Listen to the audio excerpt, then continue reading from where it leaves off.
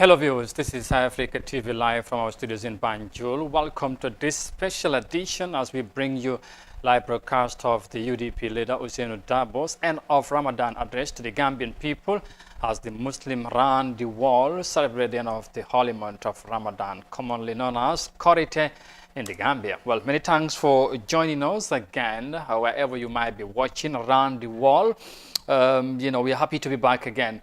Like I said, it's the end of Ramadan. Of course, as you know, at this time, of course, political leaders would address, to, of course, their party supporters or followers, or entirely the nation. And that's why we are back here today to bring you that live broadcast of the UDP party leader's speech, or should I say statement, in a moment. Our team is already on the ground for that. So you stick around with us, like I said, wherever you might be watching. As you know, some people in the Gambia prayed yesterday or celebrated Eid al-Fitr.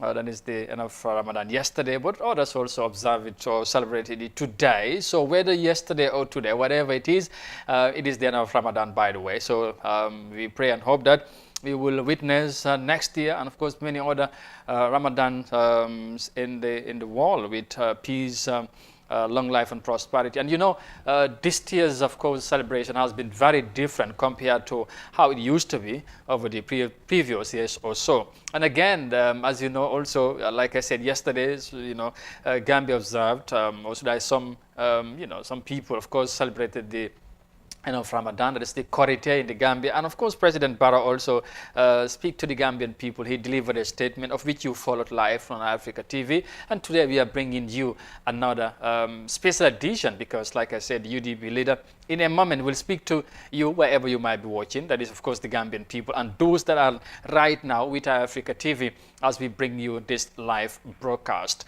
Well, mbokk yi ñu nuyu leen wax leen déwénati ñu am mbégte lool dellu ci tey indi leen spécial plateau wala li nga xamante ne mooy édition li ko waral nag mooy xam ngeen ne kon ni ma ko waxee jullit yi ci àdduna si yëpp jamono ji ñu ngi feete di célébrer li nga xamante ne mooy korité gannaaw li nga xamante ne mooy weeri koor bi jeex na si sant yàlla bu baax a baax ñu ñaan yàlla ne yàlla nañ ko fekkee déwén ak tamit at yu bëree te yàlla defal ñu jàmm ci li nga xamante ne mooy ci àdduna si ndax xam ngeen ne jamono ji nekkin bi xal naa métti lool jafe-jafe yi tamit ci situation coronavirus.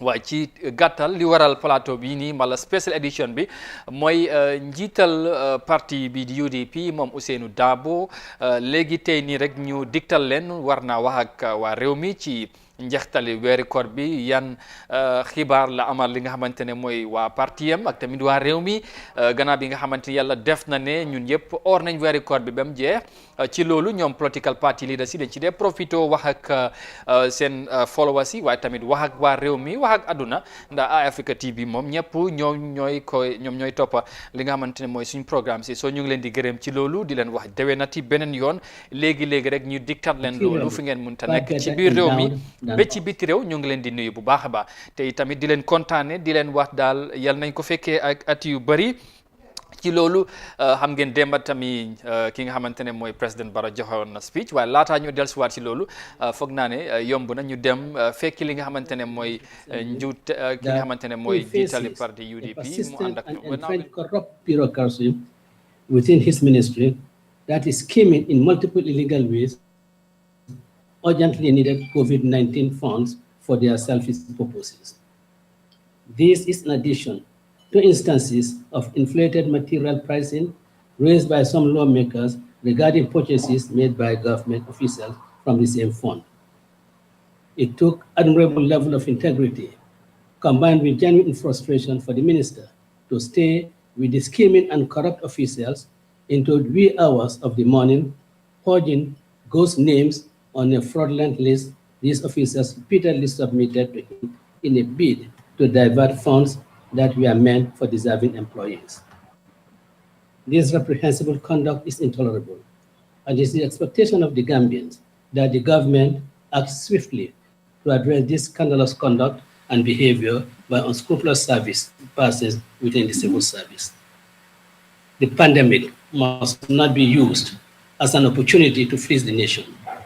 On the contrary, resources mobilized should be utilized to address the urgent needs the ministry identifies, as well as improve the overall capacity of this severely underfunded sector.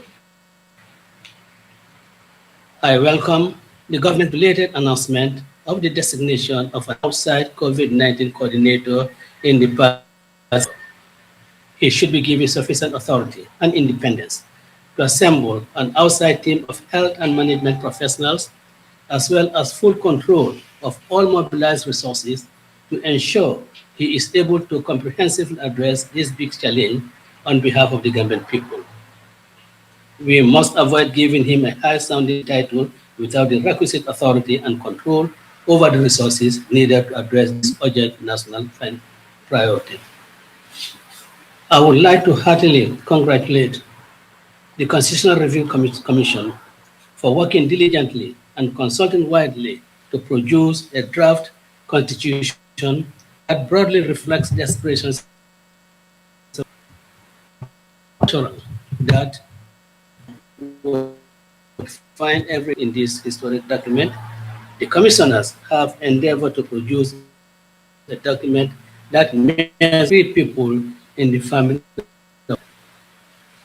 It guarantees fundamental rights, promotes liberty, appropriately separates and distributes power among the co-equal branches of government in ways that represents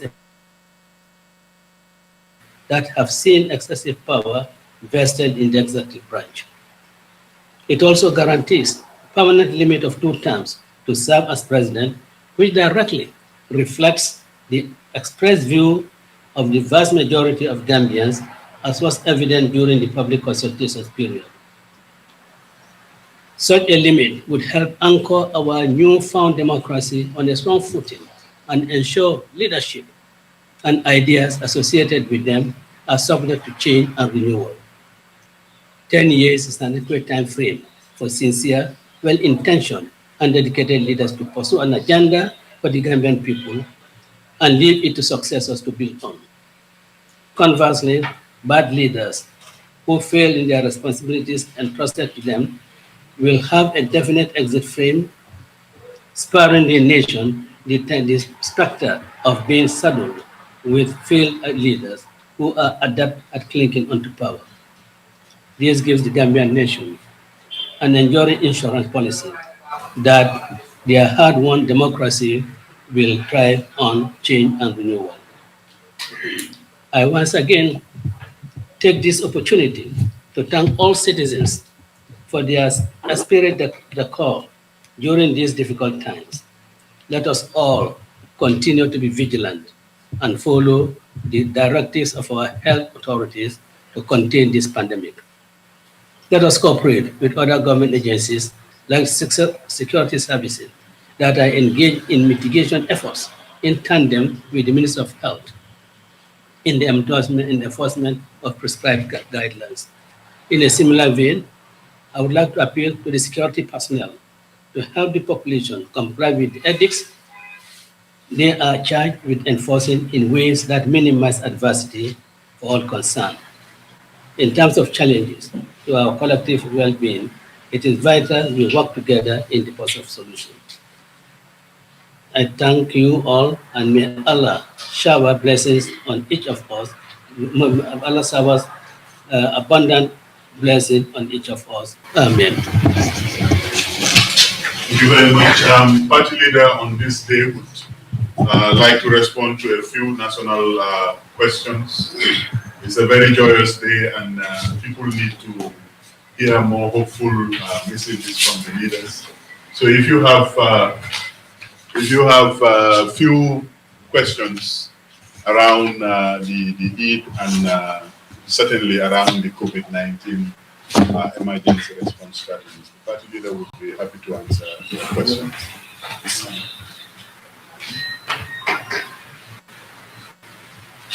Okay, I'm Kamaraba. Thank you so much for giving us this very great speech. It is just like a nation, speaking to your people. But not too long ago, you talk about the COVID-19 and its protections and everything, and we have seen your party play a lot of thing around it. But yet still, there are people who may mention that your party is playing protest around the COVID-19 at the National Assembly. What did you say about that? Well, I think those are really very unfortunate statements, and people who are making such remarks are the ones who are really trying to use the COVID-19 and the state of emergency as instruments in their political activities. You will recall that when I first made a statement on this COVID-19, I did state categorically that my party, our National Assembly members, and the local government authorities, which are controlled by the United Democratic Party, will work hand in hand with government to fight this pandemic. And this we have always been prepared to do, precisely on account of that I declared that all our party activities will cease until this pandemic is controlled. So those who are making those statements really do not really understand the statement that I have made in the past, or if they do, they have forgotten about it. If what is referred to as politics is what happened in the National Assembly, I think again that is a grave mistake. After all, the Select Committee, the Special Select Committee on the COVID-19 has a recommendation, which was that 21 days extension should be granted. I would have thought that if the 45 days was rejected, then when a proposal could be made for the 21-day extension, which I'm sure the National Assembly members